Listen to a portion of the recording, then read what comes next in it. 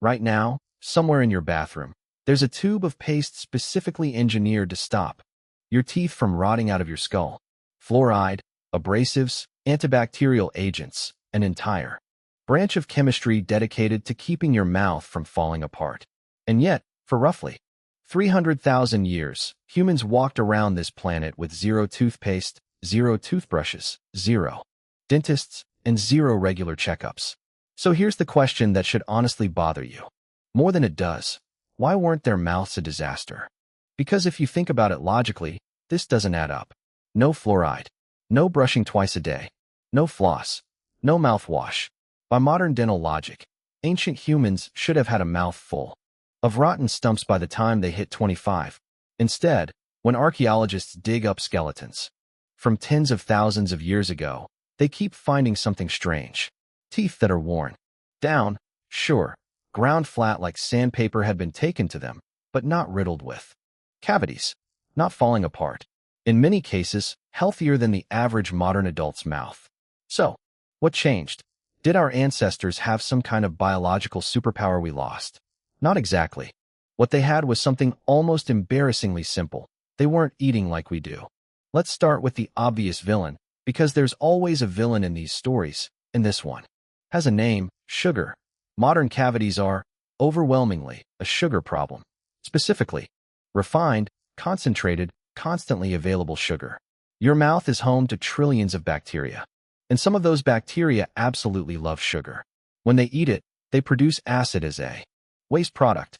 That acid sits on your enamel, eating tiny holes into it, and repeat that process enough times a day, every day, for years, and you get a cavity. Ancient humans simply didn't hand their mouth bacteria that kind of buffet. There was no candy, no soda, no bread, no pastries, no sugary drink you could sip on all afternoon. Occasionally they'd find wild honey or ripe fruit, and when they did, it was treated like the jackpot it was. But that was rare and seasonal, not a daily habit baked into every meal. Their mouth bacteria were basically running on empty most of the time, which meant far less acid, which meant far fewer cavities. Now here's where it gets more interesting, because diet alone isn't the whole story. The other half of this is texture. Modern food is soft. Think about what you actually eat in a normal day. Bread, pasta, ground meat, mashed anything. Our food is processed to the point where your jaw barely has to work for it. Ancient food was the opposite of that.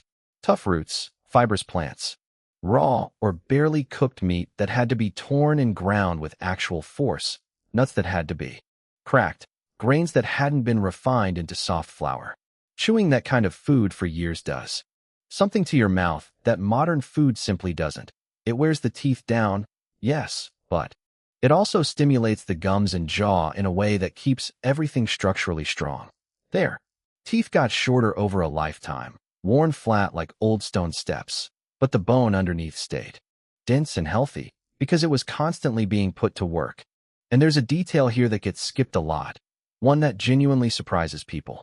That heavy wear on ancient teeth wasn't just from chewing food, it was often self-cleaning. When you're gnawing on tough, fibrous, gritty plant material every single day, you're essentially running an abrasive scrub brush across your own teeth without realizing it. Some researchers who study ancient plaque, and yes, that's an actual field of study, have found tiny scratches and or patterns on fossilized teeth that look almost identical to the kind of where you'd get from using an actual toothbrush, except instead of a toothbrush, it was tree bark, tough plant fibers, and grit from stone-ground food. Nature basically built the world's slowest, least glamorous toothbrush directly into the ancient diet. But it wasn't purely accidental either. This is the part that tends to catch people off guard. Ancient humans weren't passively waiting for their food to clean their teeth. There's evidence, going back tens of thousands of years, of deliberate dental hygiene. Chew sticks, small twigs, from specific trees, frayed at one end into something resembling bristles, have been found at archaeological sites across multiple continents. Some of those trees, it turns out, contain natural antibacterial compounds. So people weren't just gnawing on random sticks.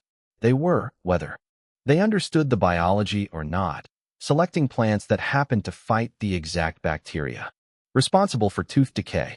There's also evidence of early humans using small bones and grass stalks as crude toothpicks, digging debris out from between their teeth thousands of years before anyone invented dental floss. This wasn't sophisticated science. It was trial and error, passed down for generations, until certain habits just stuck because the people who did them kept their teeth longer than the people who didn't. Now, before this turns into a fantasy where ancient life was some kind of dental paradise, let's pump the brakes, because it absolutely was not that simple. Ancient teeth had their own catalog of problems, just different ones than ours.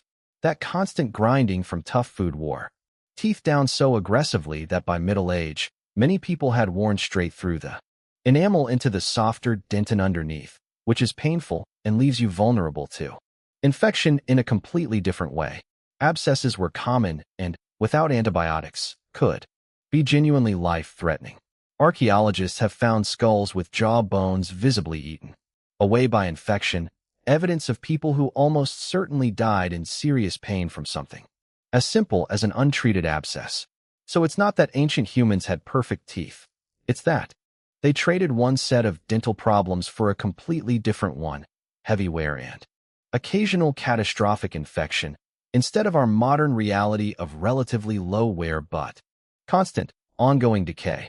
There's also a detail that quietly explains a lot. They weren't living as long. If the average ancient human's life was cut short by injury, infection, or childbirth complications decades before, modern humans typically face serious dental decline. Their teeth simply didn't have the same amount of time to fall apart.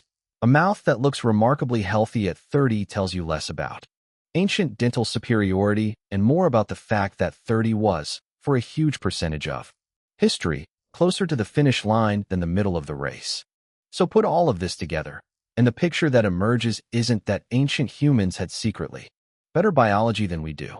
It's that their entire lifestyle was accidentally engineered around dental health in a way modern life simply isn't.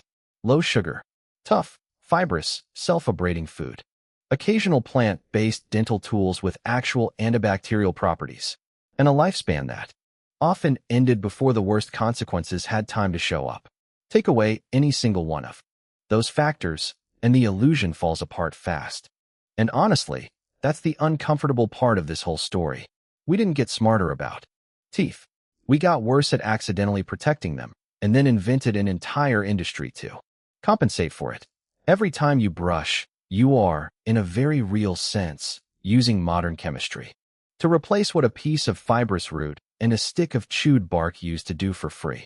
So next time you're standing at the sink at 11 at night, half asleep, brushing your teeth on autopilot, remember what you're actually doing. You're not doing something new. You're doing the same job your ancestors did with a twig and a mouthful of tough roots. You've just outsourced it to a tube.